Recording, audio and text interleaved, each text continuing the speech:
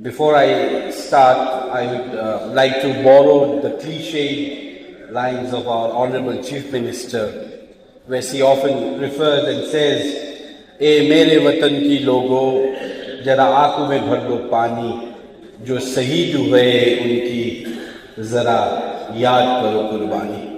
The rest of the lines, I believe, the Honourable Chief Minister will conclude in her speech, despite of the fact that my Honourable Leader of the Opposition wanted me to speak in my mother tongue Gorkha. Due to some constraints, I, begging apology, would like to speak in English. Honourable Deputy Speaker, sir, there are moments in life of a nation when it must rise not merely to protect its borders, but to refrain the idea upon which it stands. Operation Sindoor was such a moment when the guardians of our republic, the Indian Armed Forces, responded not with wrath but with resolve, not with chaos but with clarity of purpose.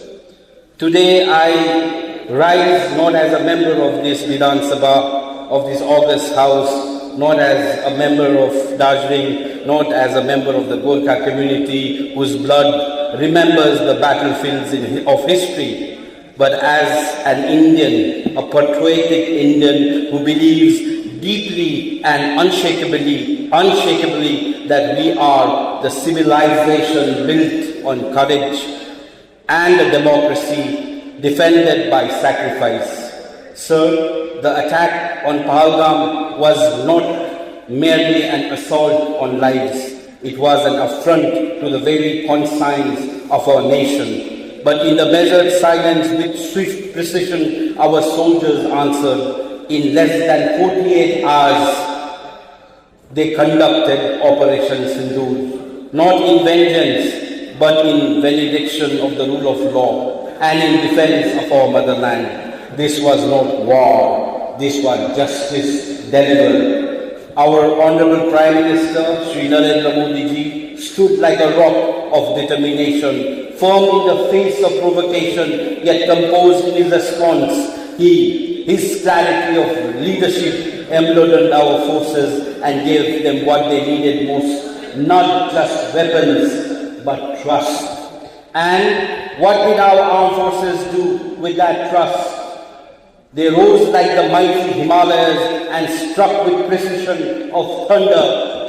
Over 100 militants eliminated, terrorist camps dismantled, and the sovereignty of India asserted without apology. Let us not speak today as a member of political parties of affiliation or propagandists, but as the keepers of the republic, born of sacrifice, strengthened by unity, and preserved by those who stand watch over our borders.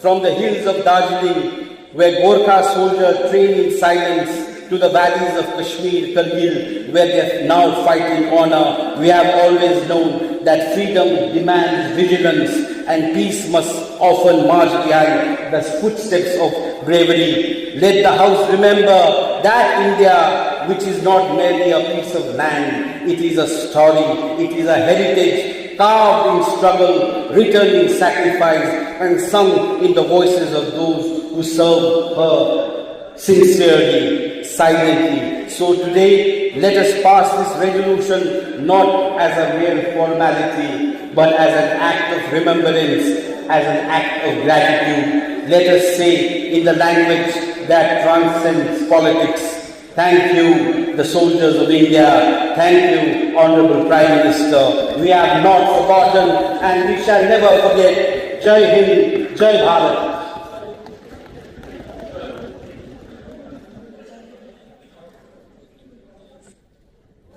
Sri Nausad Singh